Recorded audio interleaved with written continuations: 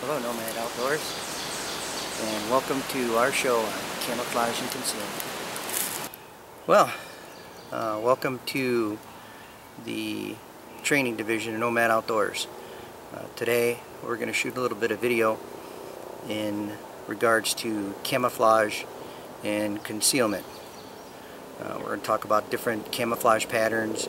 We're going to talk about ways to blend in. We're going to talk about continuous tone and shade and color, and hopefully give you guys something to work with regards to camouflage in the woods, primarily for hunting purposes and nature seeing more than anything else, keeping in mind that animals see things differently in the woods than we do, although the same concepts of camouflage and concealment really do work for man as well as animals. One of the biggest things that you always have to take into consideration is that we have a tendency as humans to see our environment a little bit differently than animals do. So sometimes being camouflaged from the sight of an animal is a little bit easier than a human, but humans process camouflage and the way that they see things differently than an animal does. But I'll pull out some camouflage, put some camouflage clothes on, work on a couple of sets, and work on how to use your environment to camouflage yourself. Now really, before we get into talking about types of camouflage, different patterns, we need to first understand the environment that we're going to be working in. One of the things that is like paramount in camouflage is understanding where the shadows are, and the idea is to hide in the shadows because the camouflage works much better in a shadowy environment or in a darker environment than your camouflage works in a bright environment. A lot of the patterns that we have in camouflage, a lot of materials that they use can create a little bit of shine to them, even though that they're a cloth or a cotton material. Sometimes in the sun they're going to seem a little bit different because of the fabric that's used than the actual real-life environment that's there, unless we get into ghillie suits and sniper veils, which we'll talk a little bit about that, and those do work really well. But you have to understand that your camouflage as a hunter has to be somewhat mobile. You want to be able to move, and static camouflage is a lot different than mobile camouflage. Most of what we're going to talk about in this special edition is going to be mobile camouflage. Now we're going to take a look at the environment that's behind us. Just looking at the log that's there, we can use that right off of the road that's here. We can use this log that's in the background, and we can use it as camouflage if we use it the right way. Camouflage, you always have to take into consideration that what your background is and what your foreground is, because the background is going to eliminate silhouetting, where the foreground is going to help you to blend in. So if I have no foreground color, my camouflage isn't going to work well for me. If I have no background camouflage, or if I have no background cover, then I'm going to be silhouetted based on the shape of my human form, which shape is huge when it comes to camouflage. You want to have a camouflage that's going to break up the human shape, that's going to give you, that's not going to outline your shoulders and outline your head. Obviously what I'm wearing now with a t-shirt and a hat on, this would be very easily seen as a shape in the woods. So we're going to try and break that up by using different types of patterns or different types of materials. But looking at the environment that we have here, I don't necessarily want to be hiding in that area that you can see the bright spot, because that's going to lighten it up. So a spot that I would more or less camouflage in is going to be back behind the tree, where I've got a tree that's behind me and I've got fore cover. Now I'll walk back and I'll stand in the light area, and then I will walk back and I'm going to stand in the shaded area, and you'll see without any camouflage just the basic difference that it can make. Creative editing when I do this, because like we do with all Nomad shows, I am shooting this video by myself with no production crew. I am the production crew.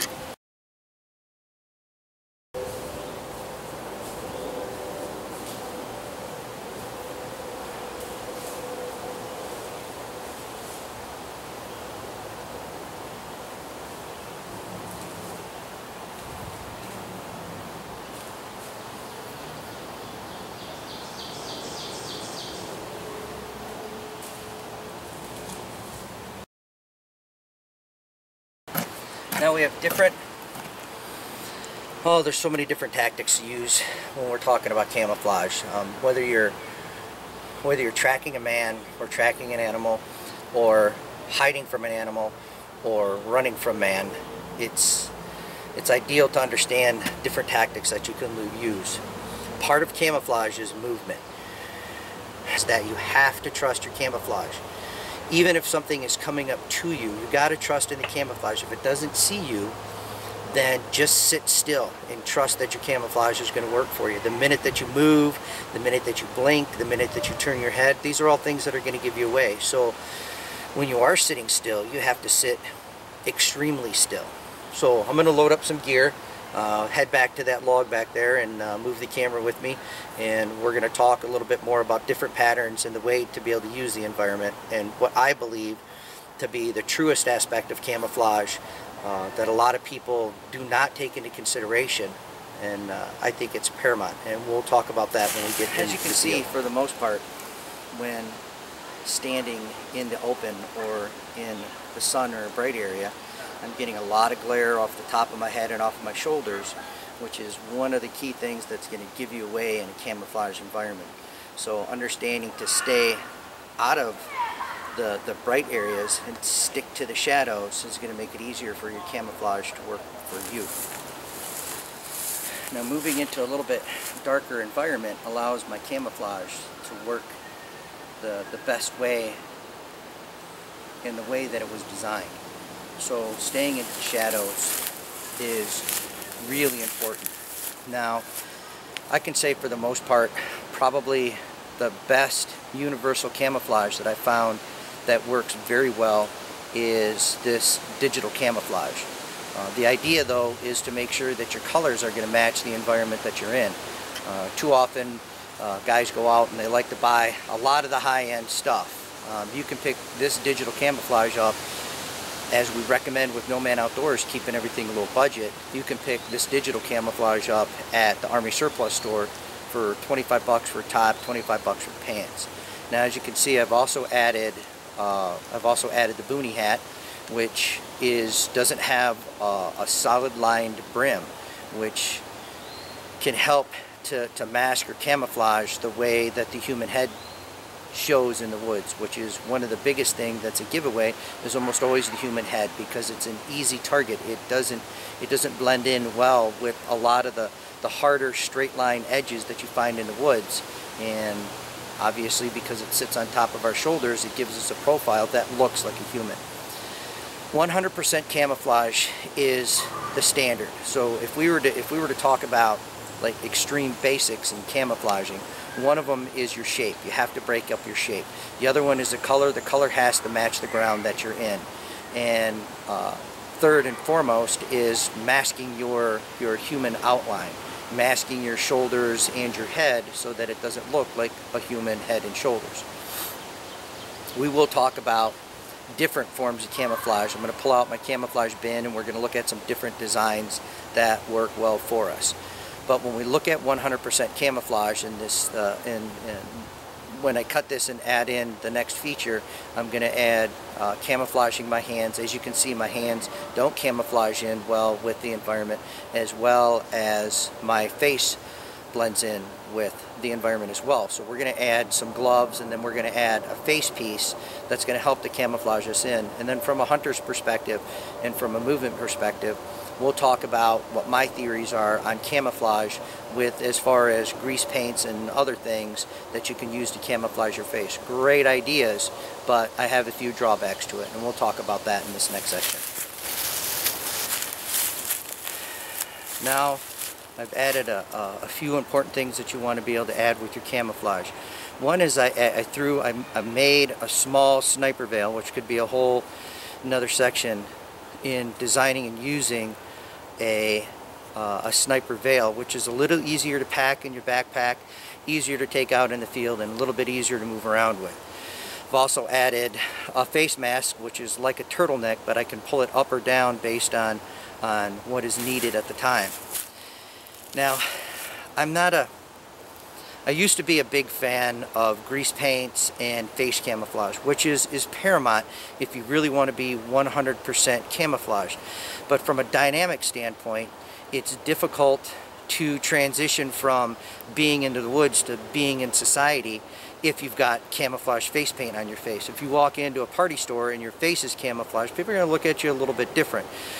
When you're in a campground and just moving around and dealing with seeing other campers or other people moving through the woods, you know, they see you in camouflage, it's a red flag, and they can get a little nervous, especially in today's day and age with the way that Homeland Security works and the threats that we may have out there. So I like to use the idea of some sort of manual camouflage that you can use to cover your face and to cover your hands, so that when I need to transition from being into the woods to being at the campsite, I look at the campsite just like a regular camper. When I'm in the woods, then I have a completely different appearance. Hoping that my camouflage is going to work for me in the woods, but my urban camouflage needs to fit in just as well. We work with a company called onPoint Tactical out of Utah now, and work with Kevin Reeve and Kelly Allwood as other instructors for onPoint Tactical, and we teach a class that is called Urban Escape and Evasion, which is a class in itself to understand how you need to be able to move around in an urban environment and be camouflaged as well. Camouflage just doesn't deal with being in the woods. Camouflage also is a huge part of what you do when you're in an urban environment as well. You don't want to draw attention to yourself in an urban environment, and if I have camouflage paint on, as I transition from the woods into the urban environment, that's a red flag, and people are going to take notice. The idea of camouflage is to trick people into not noticing that you're there. Trick people in the woods or trick people in an urban environment. So a lot of times I will not go to 100% camouflage. I'm usually about, in the field, I'm usually about 90 to 95% camouflage, which means my hands, my body, my legs, my feet, my head, and somewhat most of my face. We get into, and I won't discuss it in this segment, but we're not going to get into how to camouflage the face with greases and or paints. I can tell you from a natural perspective, one of the quickest things that you can do if you want to camouflage your face and you're at a campsite or in a somewhat urban environment transitioning into a rural environment is white ash and charcoal. And that's grays and blacks, and you could pull that right out of a campfire, smudge your face down with white wood ash, and then take charcoal that's in there as well, break it up, and use it to darken areas in. Ideally, what you want to do is lighten the dark areas and highlight the bright areas. So it's almost like you're trying to go with a negative effect with the camouflage that you use on your face. So rather than the eyes or the eye sockets being dark, you want to lighten up the eye sockets, and then the areas like the nose and the cheekbones and the ridges of the eyebrows, you want to darken those as opposed to highlighting those, so it gives it a negative effect. And it really, you know, you'll add some lines and some stripes so that you blend in with the environment that you're in. We can see once again I'm standing in a bright area, and my idea is not to be in a bright area. My idea is to be in a darker area. So what I'm going to do now is I'm going to move back into the brush over here up against this tree. I'm gonna do what's called a sink and fade. I'm gonna get myself in there. I'm gonna drop myself down, make sure that I can take some of the environment that's there to be able to cover my foreground and my background, and then get an idea how the camouflage works in the shadows the way that it's truly supposed to work. Now, you have to take into account when you're camouflaging, what are you going to be doing? If you're hunting, then you need to be able to clear shot, so you can't have a lot of foreground camouflage. So I have to have some foreground camouflage, but I need to be able to get up a weapon to be able to fire as needed. Sometimes a little bit better is to have that foreground in front of you that's clear, but you have barriers in front of it. To truly camouflage yourself in for actual hiding scenarios, you can camouflage yourself into something that is that has foreground and background cover, and you kind of sit in a bowl of that camouflage, of that foreground and background, virtually making you invisible. So I'm going to transition now back in over here, back into the woods, and I'm just going to sink and fade and give you an idea what this camouflage looks like, and then I'll step on the other side and give myself total foreground and background camouflage, and you'll see how that works as well.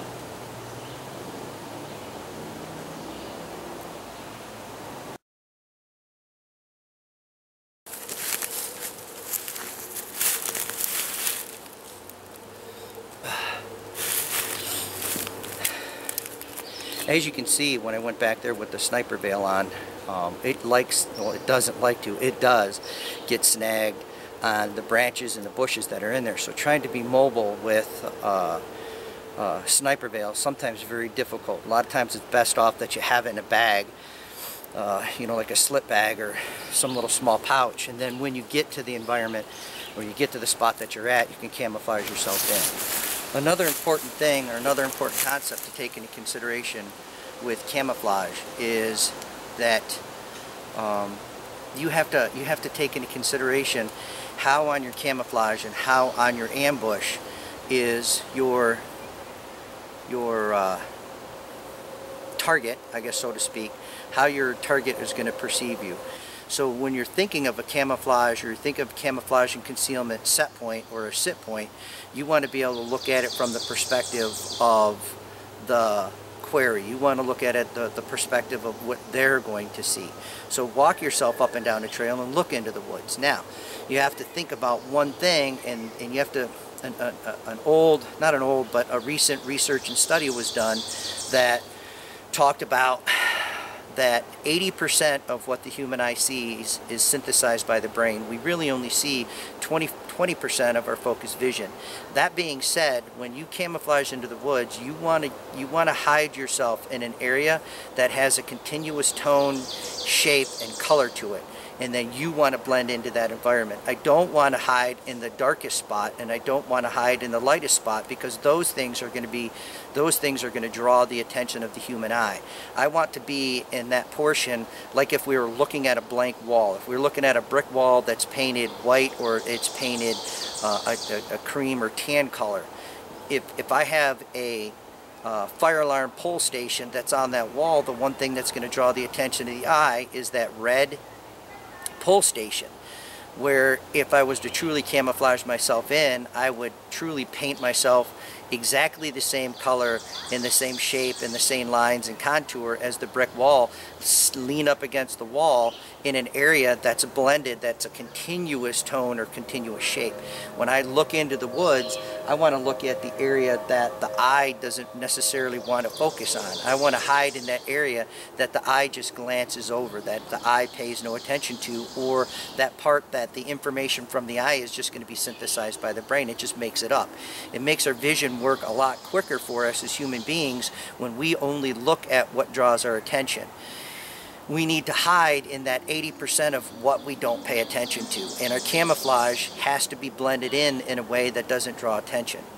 Now, the next outfit that I'm going to put on for camouflage is going to be predator camouflage, and when I talk about predator camouflage, I'm going to explain why I think that is another excellent form of camouflage, but it has its limitations.